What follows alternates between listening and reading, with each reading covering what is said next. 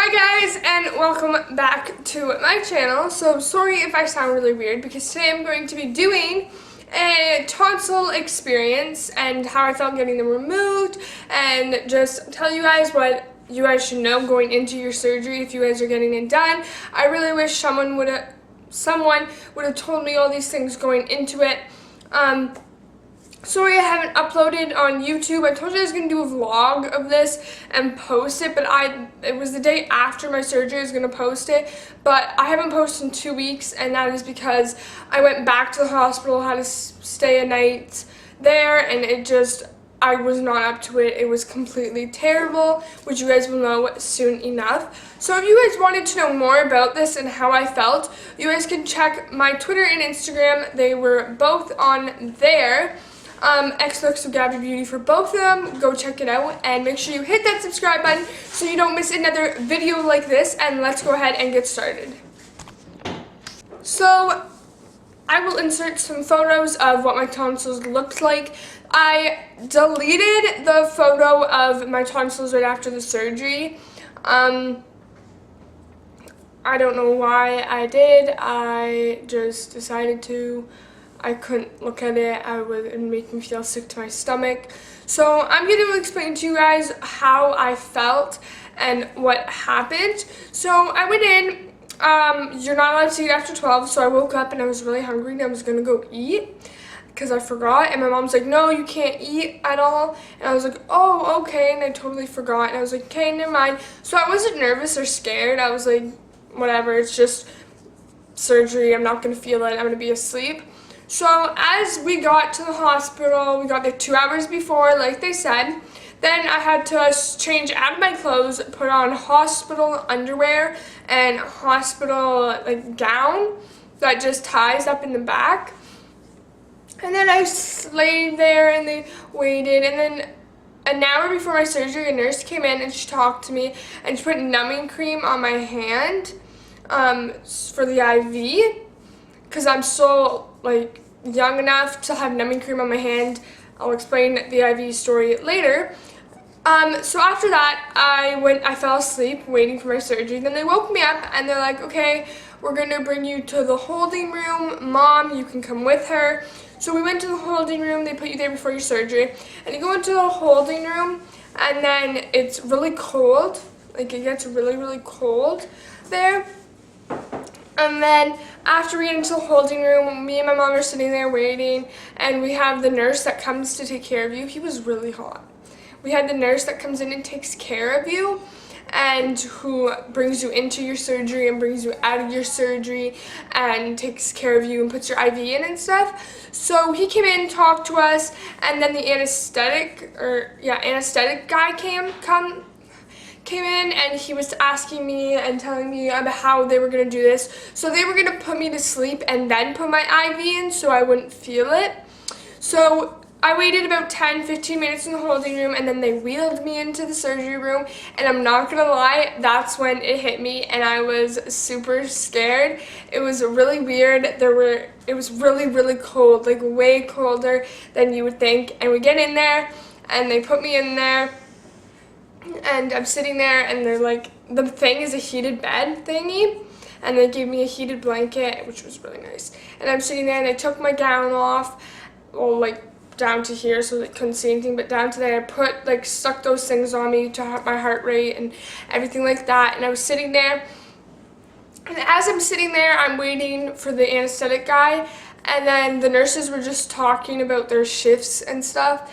And I was just kind of sitting there awkwardly waiting. And then my doctor came in, then my anesthetic guy came in, and they were like, where's the doctor? And he's like, oh, right behind me. So he comes in and he's talking to me and telling me these things. And then he puts this mask on my face, and it was just regular oxygen at the start. And I'm sitting there, and then he's like, it's about to get sweet and smell sweet. So I was like, oh, okay. And he told me before when it starts, and he was like, now you can count back from 10 when it starts getting sweet. So I'm like, okay, and I'm counting. I'm fighting it. I was fighting it. I didn't think I was fighting it, but I was fighting it. I was like, I wonder how much I can get down. So I'm like, 10, 9, 8, and I'm starting to close my eyes, and I'm like, and I'm like 7, 6, and I don't remember anything after 6. 6, I was gone. I was out like a light. So I'm sitting there and I'm like, and then I come out of my surgery. I don't remember anything after that. I get out of my surgery and I'm starting to wake up. I'm like waking up really dizzy, and I start bawling my eyes out. Bawling. I don't know why I was bawling. I was just bawling my eyes out. It's because I think when they put you in the recovery room, you stay in the recovery room for like, I think you're in the recovery room for,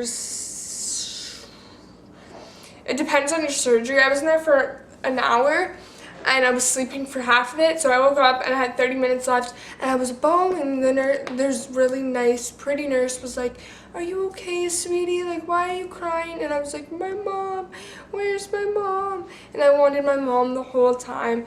And then I was like, and then I kind of like fell back asleep a little bit, and then I woke up and I was like, water. I was like, I want water.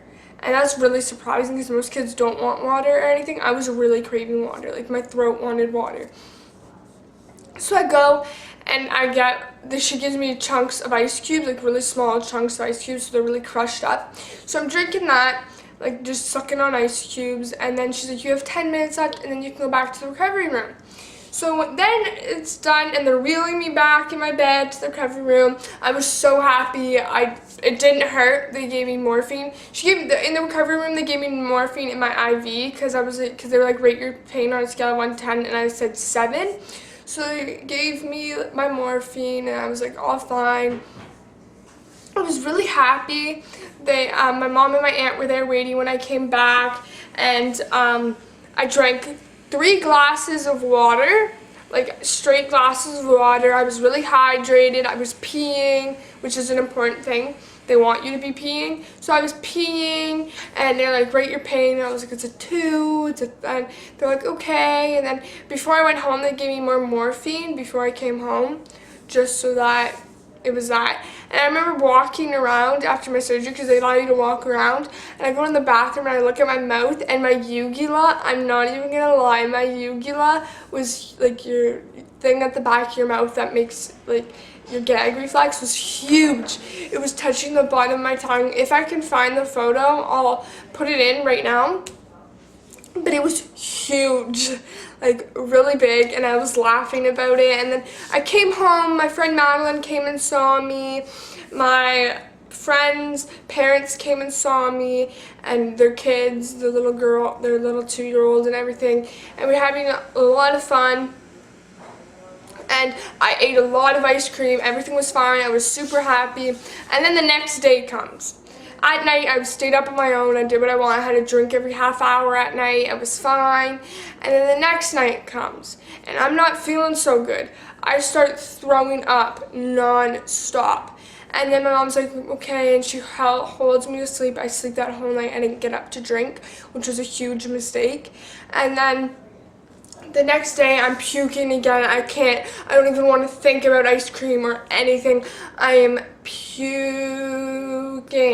And then my mom has to go to work that day. So my next door neighbor, who is a nurse, comes over and she's giving me the pills they sent me home with, Tylenol 3s, the codeine, was what they thought were making me sick because the anesthetic, I didn't puke at all in the hospital.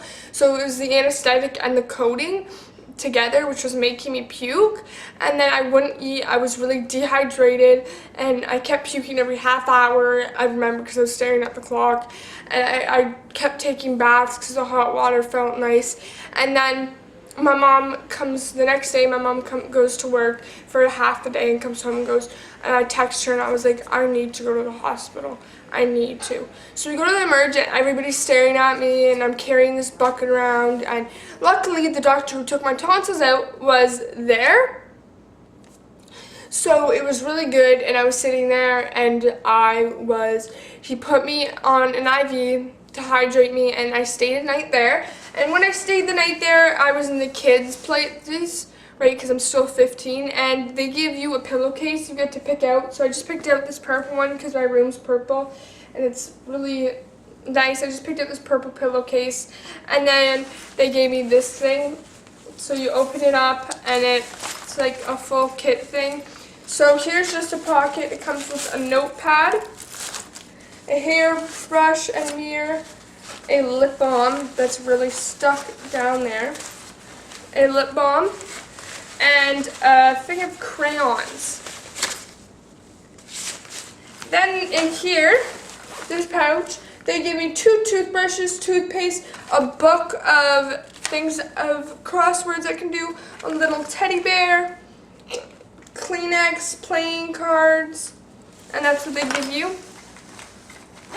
And then I didn't do any of that. I was sleeping most of the night. They were giving me meds every 4 hours. I had to, then they give me like, it's like kind of like a, you know when you buy Tylenol for kids in those little cups that come with the Tylenol? I had to drink one of those filled with water every half hour for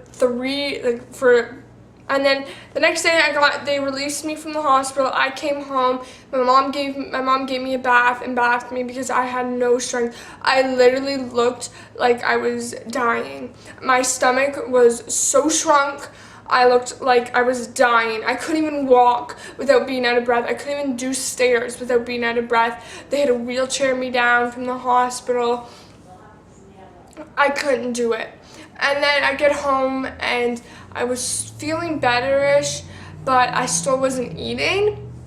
So that was Friday. I get home on Friday and I got my surgery done the Monday. So Friday I get back from the hospital. And then the weekend's fine, and my mouth is starting to scab. I had to get up every 2 hours at night to drink, and in the day I was still on that half an hour thing. And then Monday came along, like it was a week then, and I was starting to feel better that Monday. I was feeling better. I was on my computer. I was ordering clothes offline, which I have a haul coming up for you guys. And everything was going fine. I was working really good. Everything was going fine. And then Monday comes, and I decided I wanted to go to my boyfriend's house for a half an hour, and I get home and I puked. I get home and that walk, because he lives right around the corner, that walk was way too much for me, and I puked, and I kept puking every night before bed. And then Wednesday comes, which was my boyfriend's birthday, and I spent the day at his house. I was actually starting to eat ice cream and popsicles and noodles, like Mr. Noodles, and eggs for breakfast, like scrambled eggs. I was starting to eat that. Everything was fine. Don't worry, I'll insert photos of my scabs and stuff at the end. Everything was fine. And then it gets closer to Friday and Thursday, and I'm feeling better. I'm still in my bed though. I didn't like to do much.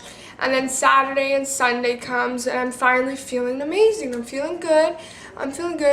And then Monday comes along. My voice, I didn't really talk during this whole time until like Wednesday, my boyfriend's birthday. On that Wednesday, I started to talk. And then it comes to the time where we are today.